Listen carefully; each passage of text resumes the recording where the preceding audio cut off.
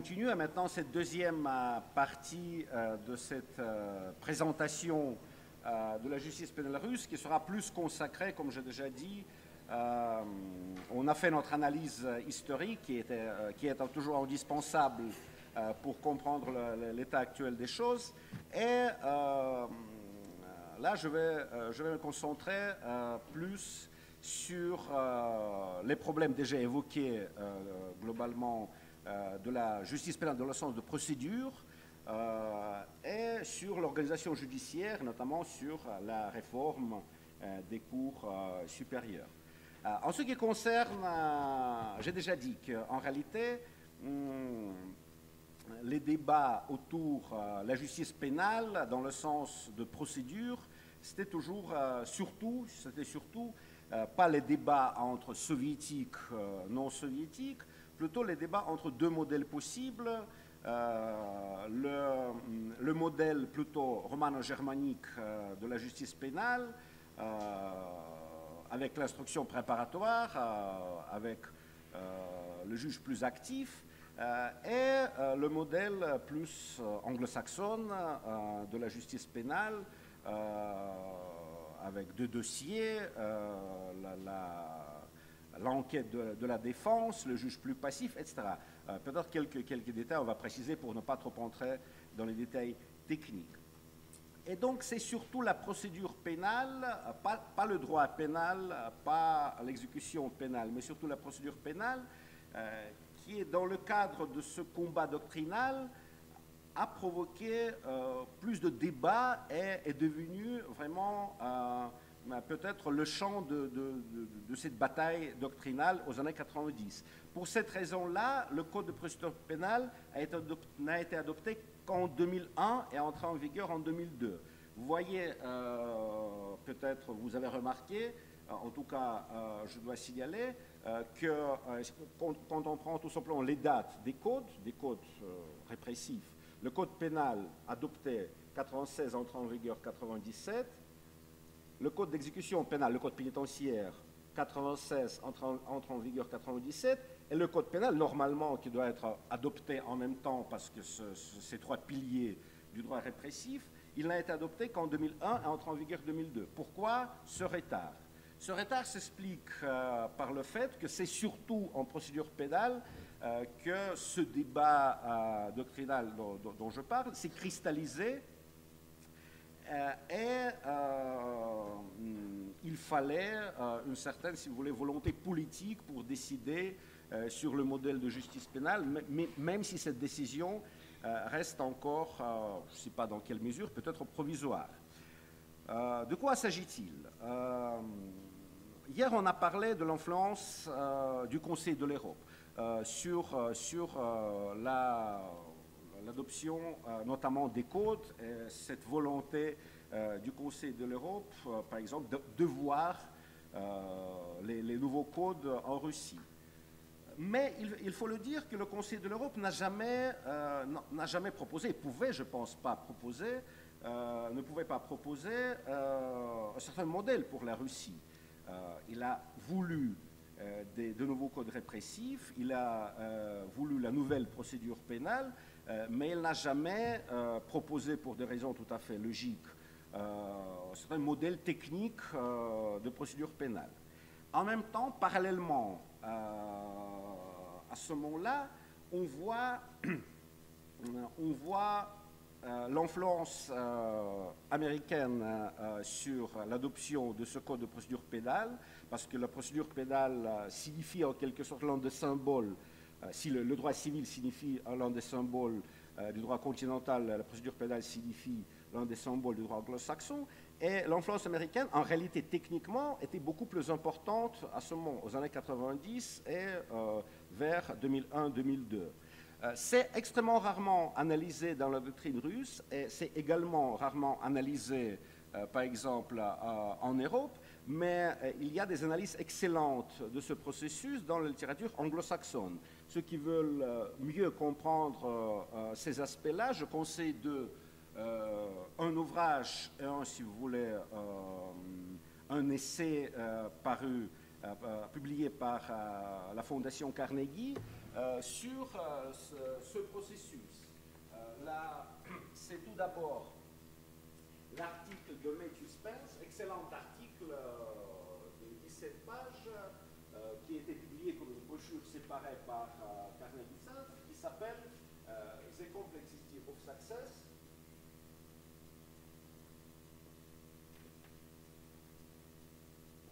The US role in the Russian rule of law reform.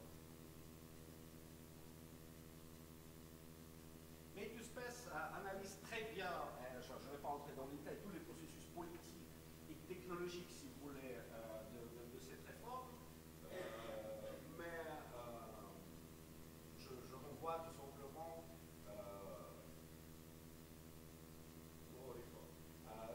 je renvoie tout simplement à ce petit article publié de façon séparée par cet auteur, où il donne tous les processus politiques, etc. L'autre ouvrage, c'est le livre de professeur anglais de 2005 de Richard Vogler, qui s'appelle A World Study of Criminal Justice.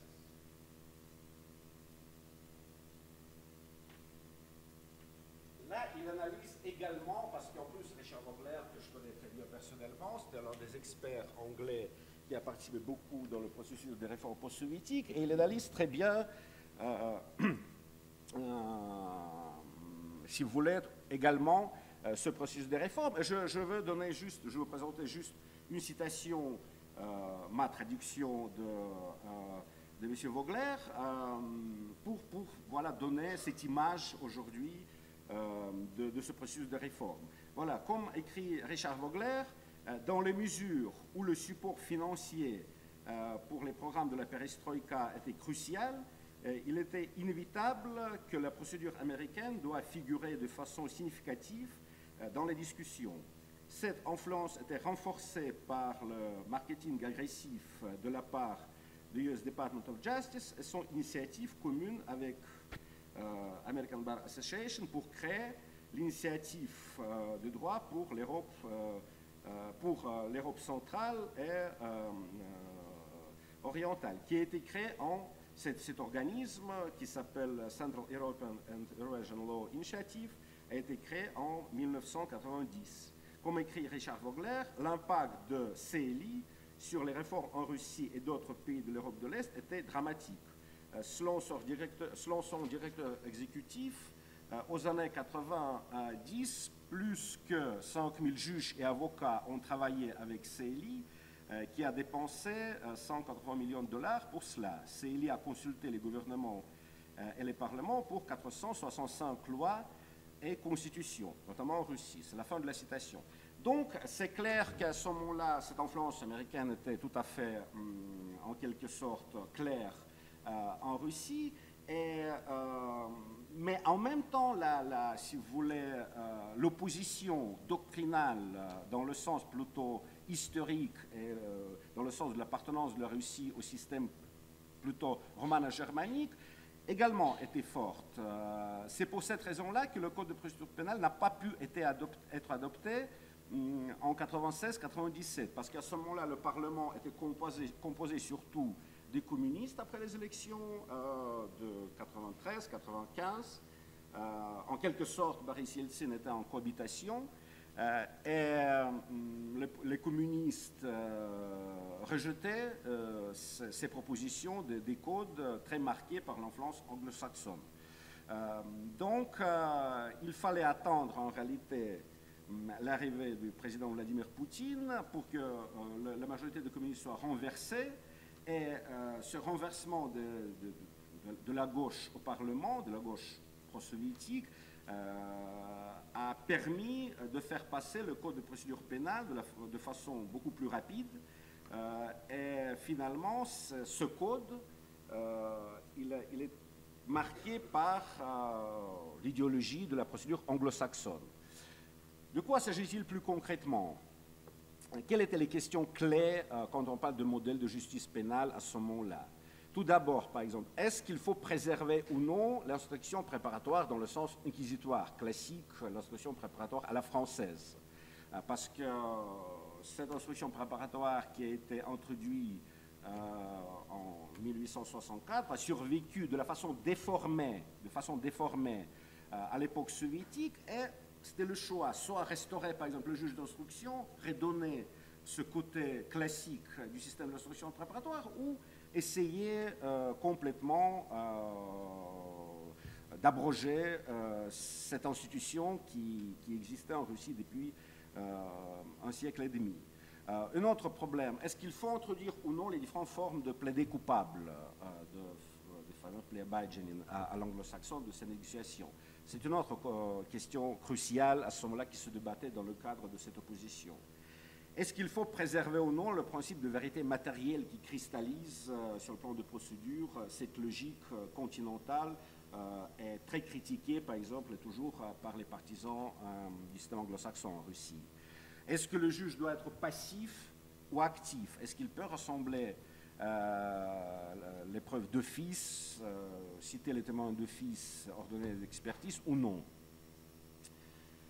Est-ce qu'il faut finalement préserver le système d'un seul dossier centralisé dans les mains par le pouvoir de l'ancien juge d'instruction, actuellement l'agent d'instruction, où il fait passer un système de 2 dossiers, le dossier de l'accusation, le dossier de la défense, l'enquête parallèle par la défense, etc. Donc, toutes ces questions ont été débattues entre les partisans du système anglo-saxon. Ici, il ne faut pas présenter des choses, évidemment, de la façon simpliste. Ce n'était pas, même avec toute la participation des experts et des autorités américaines, évidemment, il y a une partie de la doctrine russe qui est maintenant très favorable au système anglo-saxon par principe. Donc, c'est aussi, ça reflète certaines idées intérieures qui existent depuis la fin des années 80, aux années 90 et actuellement. Donc, finalement, qu'est-ce que c'est ce code de procédure pénale? Quel était le choix fait par le législateur? En réalité, c'est un code très éclectique qui n'a pas pu choisir le modèle dans le cadre continental anglo-saxon. Dans ce code, on voit certaines institutions quand même historiques qui ont apparu pendant l'Ancien Régime, cette infrastructure continentale. On voit également certaines institutions purement soviétiques, parfois des transformations soviétiques. Je vais donner quelques exemples dans quelques minutes, dans quelques secondes. Mais on voit également plusieurs éléments anglo-saxons. Donc, le code, vu que c'est un compromis quand même politique, pas seulement doctrinal, mais également politique, il a été adopté, mais quand même, ce n'était pas un code purement anglo-saxon, il ne faut pas non plus exagérer. Est-ce qu'on peut dire que cette éclectique a créé un certain nouveau modèle, un modèle autonome pour la Russie, un certain modèle russe? Vu en plus, ce qui est très important, vu l'influence parfois du modèle russe sur d'autres modèles, par exemple post-soviétiques. Non. Il faut dire que le problème majeur actuellement pour l'évolution ultérieure du système de procédure pénale russe, c'est que le modèle en tant que tel, autonome ou pas autonome, n'a pas été créé, n'a pas été choisi. C'est en quelque sorte combinaison de différents éléments qui n'est pas toujours logiquement et juridiquement cohérente. Par exemple, si on prend la fameuse notion d'instruction préparatoire qui a survécu, à l'époque soviétique, c'est une déformation très importante, il faut tenir compte de cette déformation. L'instruction préparatoire était conservée avec toute cette infrastructure qui a été créée pour le juge d'instruction, tous ses pouvoirs, mais en réalité, la fonction de l'instruction a été transférée du judiciaire, du corps judiciaire au parquet. Comme on dit, les agents d'instruction, c'est-à-dire c'était en réalité les représentants du ministère public qui devaient instruire, une certaine instruction quasi-judiciaire, et parfois même certains corps de police. Donc, on voit, par exemple, dans ce nouveau code, d'une part, l'instruction préparatoire reste. Ce qu'on appelle l'agent d'instruction, l'ex-juge d'instruction, garde toutes ses prérogatives du juge d'instruction. Donc, c'est l'influence toujours de l'ancien régime, de la logique du 19e siècle. Il peut accomplir des actes d'instruction, peut mettre en examen, donc ces actes ont la force probante, etc. D'autre part, cet agent d'instruction n'est plus un juge d'instruction. C'est déjà l'influence soviétique.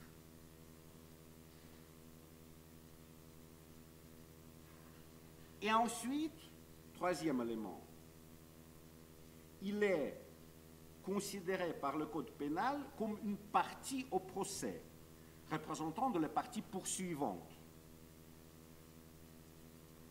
Parce qu'il faut assurer le principe d'accusatoire. Le principe accusatoire, c'est déjà l'influence de la procédure anglo-saxonne. Donc, ce qui crée un certain problème. Comment, par exemple, quelqu'un qui accomplit en réalité les fonctions du juge peut être une partie au procès? Évidemment, il ne peut pas. Quelle égalité des parties, dans ce cas-là, on peut imaginer si... C'est comme déclarer le juge d'instruction, par exemple, comme représentant de la partie poursuivante. Donc, c'est l'un des éléments, mais on voit dans ce code plusieurs éléments de ce type qui ne créent pas un nouveau modèle, mais plutôt présentent la combinaison de différents éléments et cette combinaison n'est pas toujours cohérente, logiquement. Donc, dans cette situation, lorsque le nouveau code de procédure pénale a été adopté, on s'est retrouvé très rapidement, on s'est confronté à la situation, lorsque dans la pratique, cette incohérence se sent tout de suite.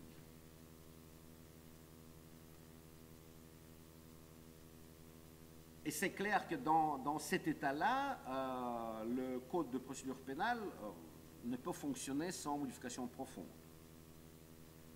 Ce qui a provoqué la période pour la procédure pénale qui dure déjà plus de 10 ans après l'adoption du code de procédure pénale, ces hésitations éternelles entre le modèle à adopter.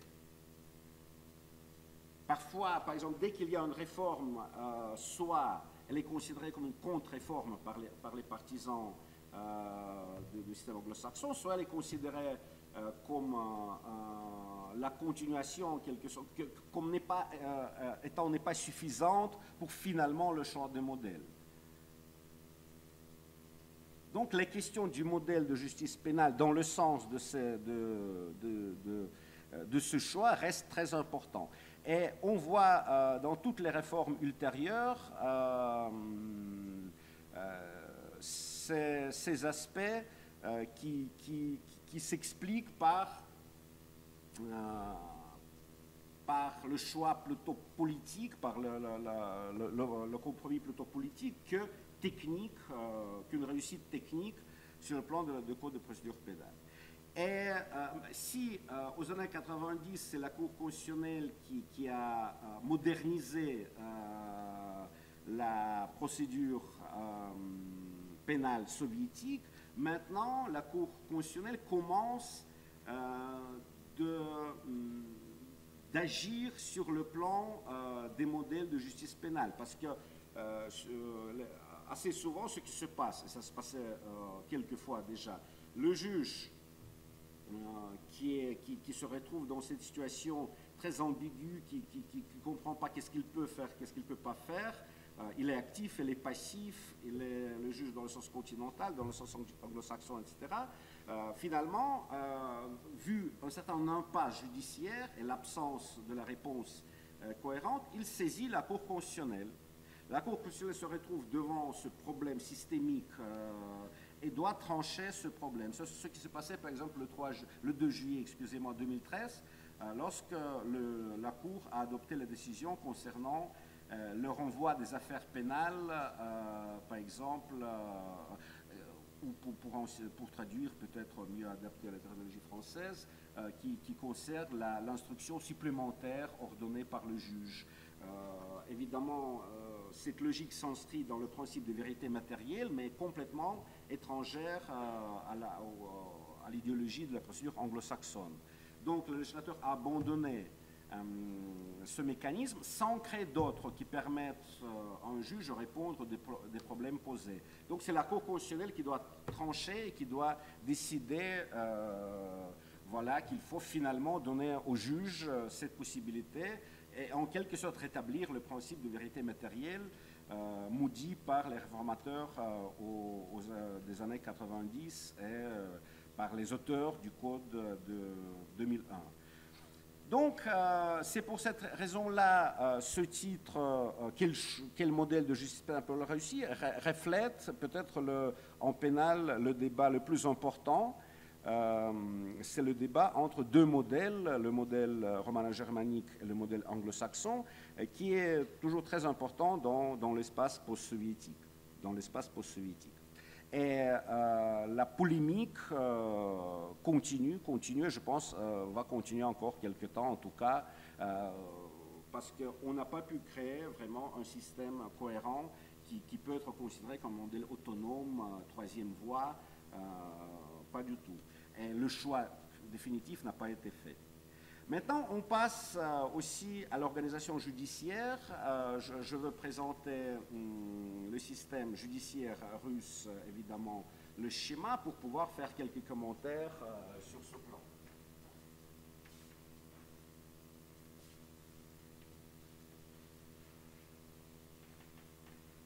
Ce schéma également représente cette influence en quelque sorte historique des différents modèles du système soviétique, du système, par exemple, en quelque sorte post-soviétique,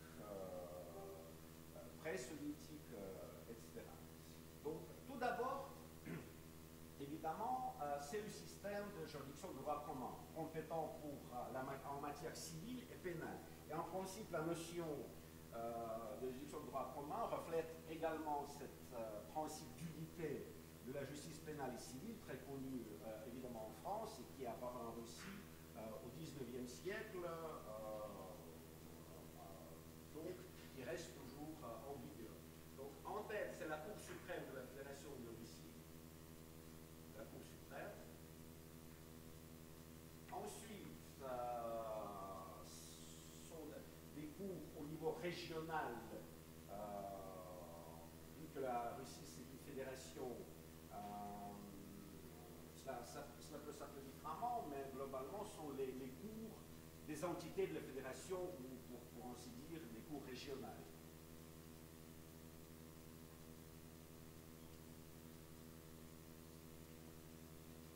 Ensuite, les juridictions de première instance au niveau des petites villes, des arrondissements dans des grandes villes. Donc, ça je vais noter comme tribunal de première instance.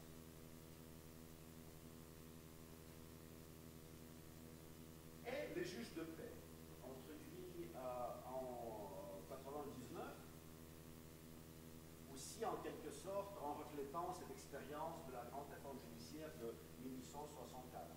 Même si actuellement l'appellation juge de paix ne correspond pas du tout au contenu. En réalité, sont tout simplement des juges uniques ordinaires, mais qui sont appelés en souvenir de cette réforme, en quelque sorte, pour ainsi dire, juges de paix.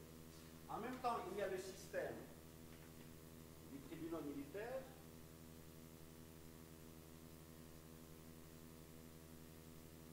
qui sont subordonnés à la Cour suprême, qui sont également compétents, normalement, qui sont compétents pour juger toutes les affaires des militaires, c'est-à-dire leur compétence rationa persona, c'est-à-dire peu importe quelle infraction a été commise par un militaire, mais il sera jugé par le tribunal militaire. Mais en réalité, c'est aussi un vestige historique parce que en réalité, les juges sont les juges ordinaires et non pas actuellement déjà le grade des officiers, tout simplement. C'est un système qu'on ne veut pas abandonner pour certaines raisons. Vu la taille de la Russie, par exemple, il y a certaines unités militaires qui sont très lointaines, en dehors, par exemple en Sibérie, au nord, en dehors des villes, des villages. Et par exemple, pour assurer, donner l'accès aux juges, aux militaires, on préserve le système. Parce que si on supprime le système, beaucoup de questions vont se poser au niveau de son plan de la carte judiciaire par rapport, par exemple, où il y a quelque part en Arctique une unité militaire et comment faire pour les familles, pour les gens qui travaillent, pour les gens qui font le service militaire, etc. Donc c'est plutôt un fichier historique, mais de toute façon, c'est considéré comme une branche autonome de la justice subordonnée à la Cour suprême. Ce n'est pas du tout une branche extraordinaire, dans le sens où toutes les règles de procédure s'appliquent. Les juges sont des civils actuellement, donc c'est plutôt une raison historique.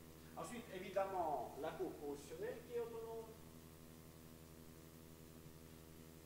Et il existe des cours constitutionnels où ils peuvent exister, ça je vais faire quelques remarques après faire ce schéma. Les cours constitutionnels, voilà, au niveau aussi des régions, des entités, des fédérations.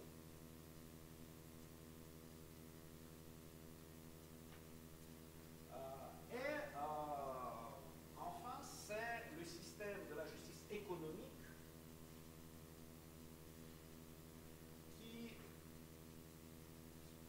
première instance, commence au niveau des cours des entités de fédération. À ce niveau-là, il n'y a pas de tribunaux de première instance, il n'y a pas de juge de paix, c'est-à-dire ce sont les cours d'arbitrage. Ça aussi, je vais faire quelques précisions pour cette appellation, les cours d'arbitrage des entités de fédération. Ensuite, il y a les cours d'arbitrage d'appel.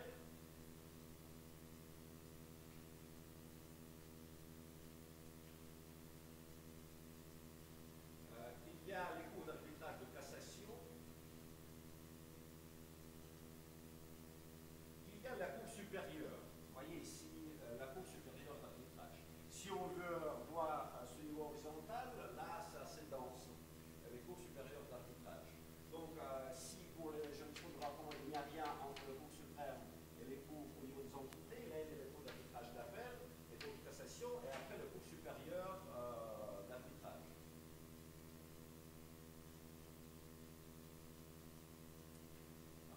Donc, maintenant, globalement, voilà, ça c'est l'organisation judiciaire. Maintenant, quelques précisions peut-être importantes. Tout d'abord, vu que la Russie c'est une fédération, la question qui se pose, est-ce qu'il existe le dualisme à l'américaine, si vous voulez? Non. C'est-à-dire, le fédéralisme n'existe pas, et quand on parle des cours, par exemple, sauf là, des cours des entités de fédération, des cours, ce ne sont que des éléments du système, si vous voulez, fédéral. L'enflant se sent aussi, également, au niveau de la loi sur l'organisation judiciaire, cette division entre des juridictions fédérales et des sujets. Mais en réalité, le législateur a choisi quand même le système d'unicité, d'unité de la justice, pas seulement sur le plan, par exemple, de la justice pénale et civile, mais également sur le plan fédéral. Donc, les systèmes autonomes au niveau des entités, par exemple des républiques, d'autres types d'entités de fédération n'existent pas. Sauf une exception, au niveau de la justice constitutionnelle. La Cour constitutionnelle fédérale, c'est une chose, et chaque entité de fédération a le droit, pour protéger son statut ou sa constitution, dans les républiques ça s'appelle la constitution, par exemple la république de Kazakhstan, la république de Tchéquie, la ville de Moscou a son statut, c'est aussi un sujet en entité de fédération. Ils peuvent avoir les cours constitutionnels ou les cours, je ne sais pas comment traduire, statutaires, voilà. Et là, on voit un seul élément du dualisme. Pourquoi? Parce qu'il y a une subordination, parce qu'ils ont des compétences différentes. Pour la Cour constitutionnelle, c'est la Constitution fédérale. Pour ces cours sont les constitutions ou les statuts des entités.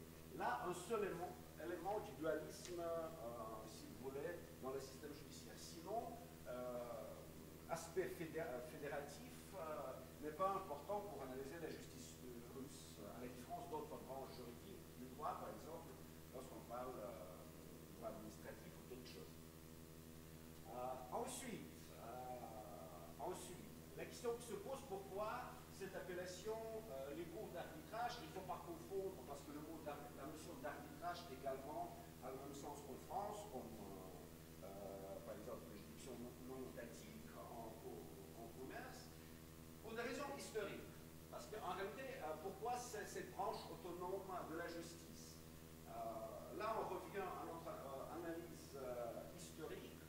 Voilà ce moment, on se souvient en ce moment quand la nouvelle politique économique des années 20 a été arrêtée et Staline, à la deuxième période de l'évolution, a complètement étatisé l'économie, définitivement. Et à ce moment-là, évidemment, le privé dans l'économie, dans le commerce, n'existait plus. Donc toutes les entreprises, c'était les entreprises d'État. Il s'agissait des litiges, des conflits, des éléments relevant du même propriétaire, l'État. Donc ce n'était pas la peine de se dresser à la juridiction et pour trancher des litiges qui existaient quand même entre les entreprises publiques soviétiques, on a créé le système d'arbitrage. Et pour souligner ce côté que ça n'a pas côté judiciaire, on a utilisé le mot arbitrage d'État, c'est-à-dire entre les entreprises soviétiques. En 1992, le système a été transformé en juridiction, évidemment parce que l'économie de marché existait déjà. Pour la matière économique, en préservant l'infrastructure de ces organes d'arbitrage, comme on dit, et le personnel parfois, parce que les arbitres, comme on dit, étaient assez compétents, et notamment le titre d'arbitrage. Donc il ne faut pas confondre dans ce sens-là.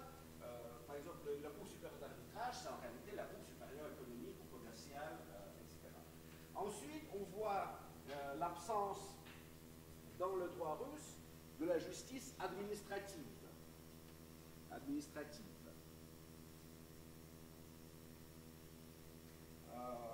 Pourquoi ou plutôt, pour ainsi dire, on voit l'absence de la justice administrative sur le plan formel.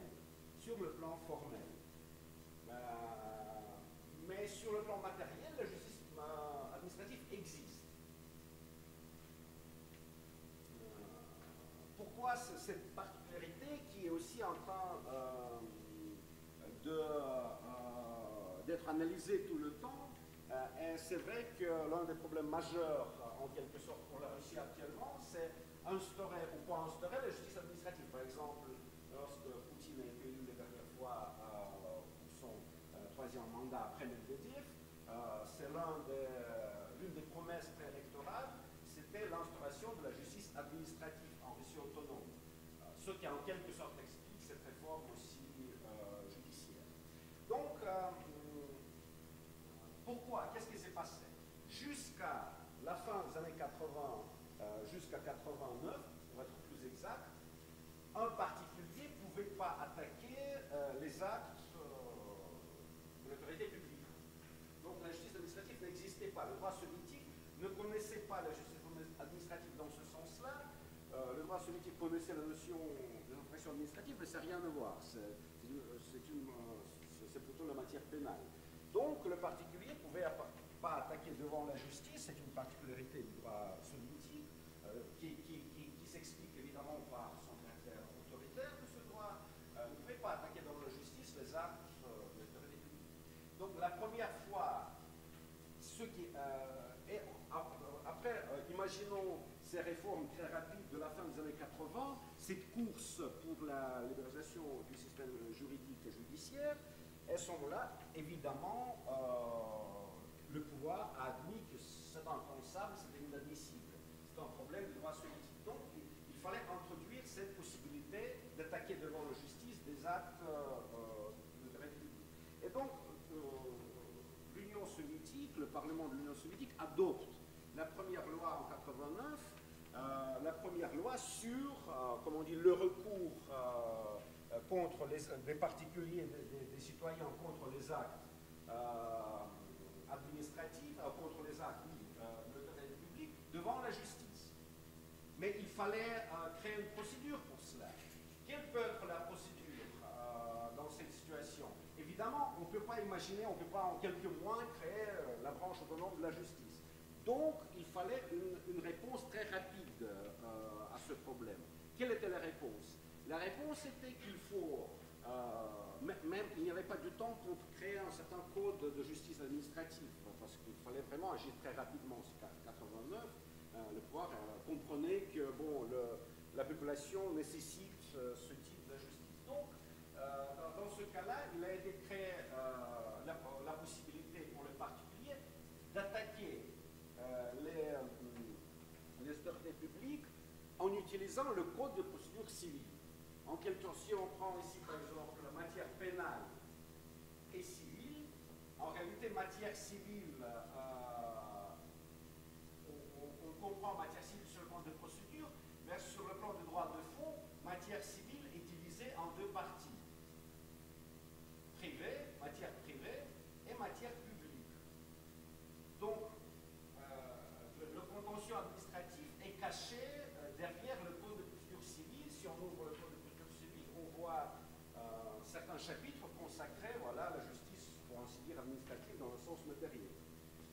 Bon, à ce moment-là, c'était quelque chose de provisoire. Après, aux années 90, il n'y avait pas beaucoup d'argent pour introduire la justice administrative. Et au moment où le législateur s'est posé enfin la question, peut-être il faut, c'est le moment, environ en 2000, le système était déjà posé. Donc, réformer ce système, c'était plus déjà facile parce qu'au cours des années 90, le système s'est cristallisé dans ce sens-là. Donc, pour les particuliers, ce sont les juridictions de droit commun. Pour les cours d'arbitrage, c'est pareil. Il faut diviser en deux parties privées. Lorsque, par exemple, il y a un litige entre deux entreprises de sociétés commerciales, et public, lorsque une société commerciale veut attaquer, par exemple, l'administration. Elle agit dans le cadre du code de procédure d'arbitrage, de procédure commerciale, et dans les cours d'arbitrage, les juges sont divisés en deux parties, les privatistes et les publicistes. Donc, en quelque sorte, la justice administrative est divisée en deux parties. L'une partie, on retrouve dans les juridictions commerciales d'arbitrage. L'autre partie, on retrouve dans la juridiction de droit commun, c'est-à-dire la procédure civile divisée en deux. C'est clair que ce n'est pas tout à fait logique, mais en 2000, lorsque la Cour suprême a proposé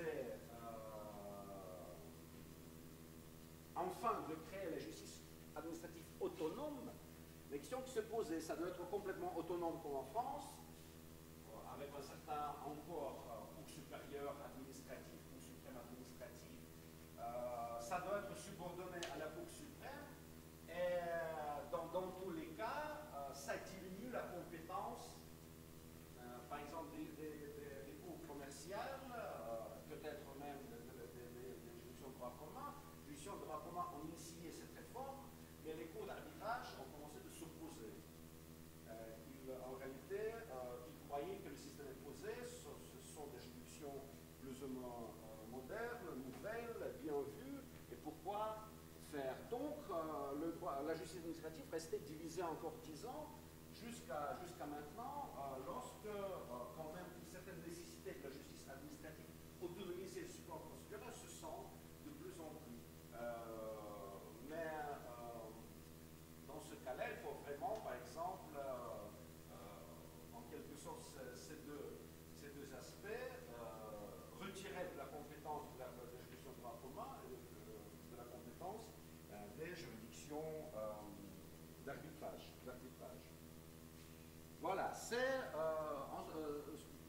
ce qui concerne la justice administrative. Ensuite, maintenant, on arrive à cette question qui est aussi très importante, c'est la question relative à l'unification des cours suprêmes, de la Cour suprême et de la Cour supérieure d'arbitrage.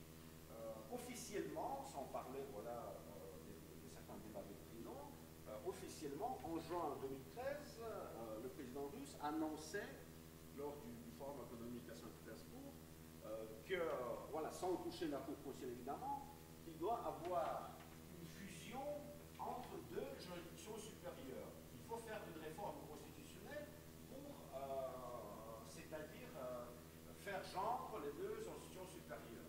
sans toucher l'autonomie des juridictions commerciales. Si la réforme passe, parce qu'il faut un certain temps, pas tout de suite, mais d'ici peut-être maintenant, actuellement, il faut tout d'abord modifier la Constitution. La Constitution, la réforme est en cours, parce que déjà en octobre, la loi modifiant, c'est la deuxième fois que la Constitution de 93 doit être modifiée, c'est la deuxième réforme. En principe de cette Constitution de 93, donc la loi actuellement est approuvée par les régions, il faut encore le Conseil de fédération, bon, il reste quelques étapes, mais bon, vu la volonté politique, c'est clair que la réforme aura lieu. Dans ce cas-là, le système sera un peu différent. Il y aura l'autonomie de la Cour constitutionnelle, ensuite la Cour suprême, les juridictions de droit commun et les juridictions d'arbitrage, les tribunaux militaires. Voilà, donc, en principe, pour l'instant, en tout cas, l'autonomie doit être préservée du système de juridiction économique. Voilà, cassation, appel et première instance.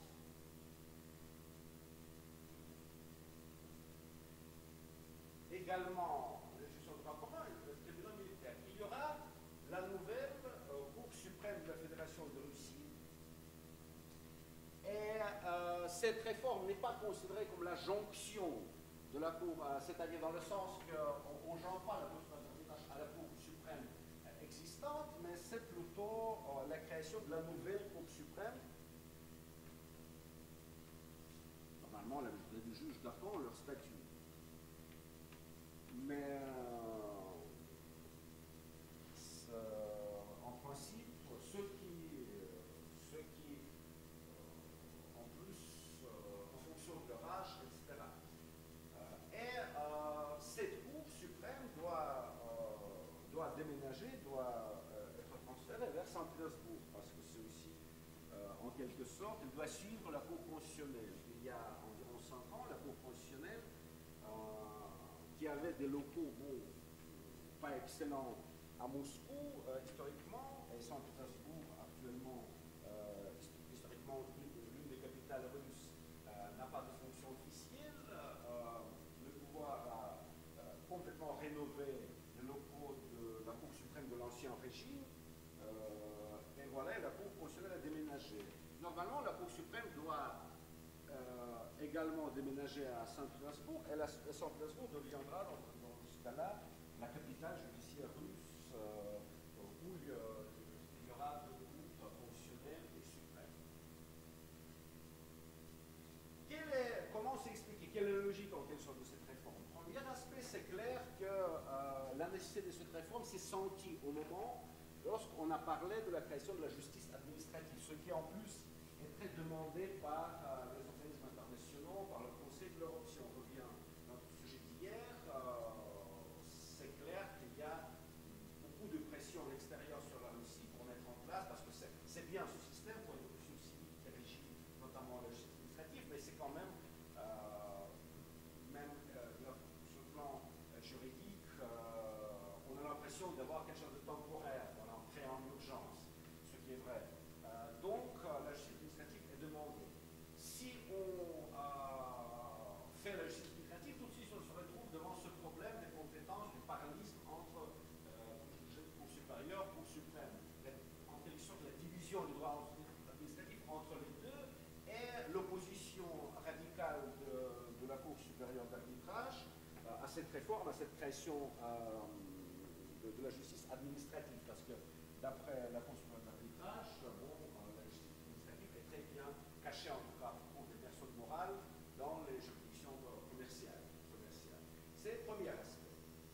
Deuxième aspect est plus compliqué peut-être d'évoluer, mais il reflète une certaine logique du rééquilibrage social qui est nécessaire pour la Russie.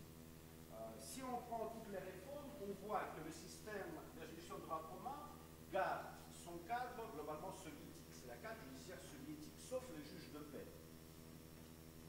Et en même temps, par exemple, on voit que, en tout cas, tout ce qui est cassation, d'appel, etc., c'est plus moderne, c'est les années 90. Donc, depuis 20 ans, c'est plus les juridictions commerciales qui ont eu plus de financement dans la logique plutôt de l'économie libérale. C'est vrai que les juridictions de droit commun sont un petit peu comme les parents pauvres de la justice, même s'ils sont critiqués en matière pénale, etc. Juste un exemple, par exemple, pour vous donner un exemple. Imaginons actuellement que, vu la taille de la Russie, certaines affaires pénales très complexes sont traitées par les cours des régions en première instance, parce que première instance, ça peut démarrer ici.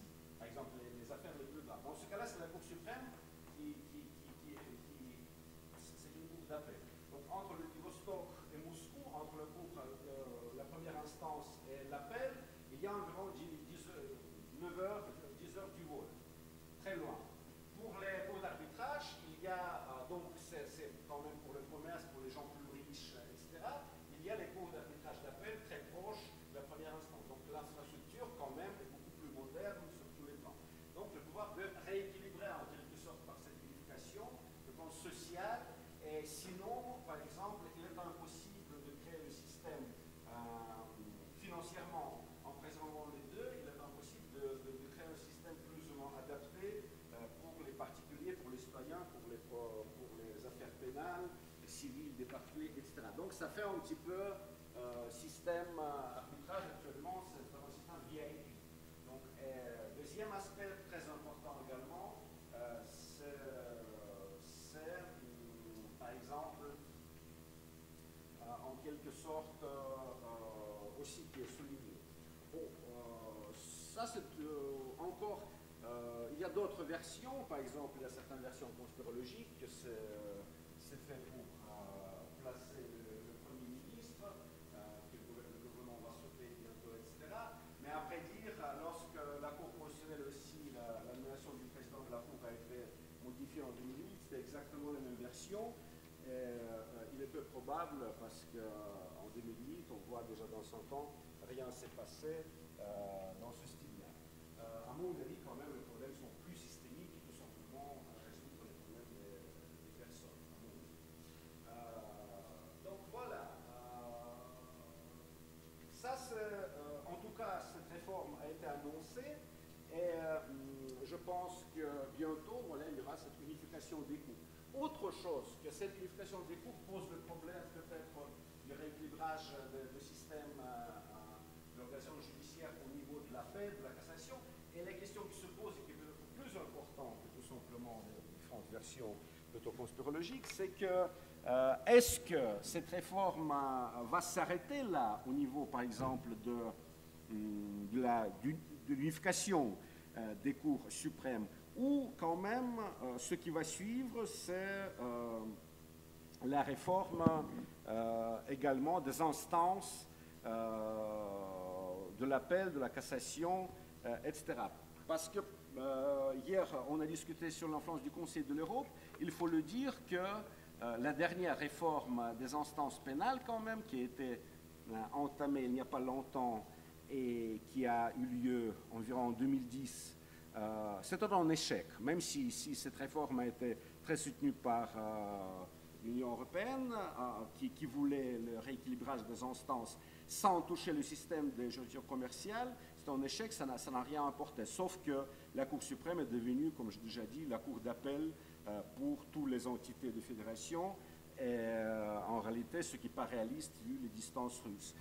Il est clair que sans toucher la carte judiciaire, sans toucher cette répartition, il est impossible de revenir au système de double degré de juridiction plus classique, ce qui est déjà très important pour savoir, pour tout ce qui concerne la logique, si vous voulez, de la justice russe et notamment les rapports de la justice russe avec le Conseil de l'Europe, etc. Donc, voilà, ça c'est peut-être certains problèmes que je voulais évoquer concernant l'organisation de la justice russe et ce projet relatif à l'unification des grandes cours, des cours suprêmes, de la Cour suprême et de la Cour supérieure d'arbitrage. Voilà, maintenant peut-être on passe dans ce cas-là à vos questions, parce qu'on a, comme c'était prévu, on a réservé avec vous une demi-heure. Il est clair qu'il est impossible de toute façon présenter tous les aspects, et avec plaisir je vais répondre à vos questions concernant voilà, l'histoire de la justice pénale dans tous les aspects de la justice pénale ou l'organisation judiciaire. Bon, voilà tout ce qui vous intéresse.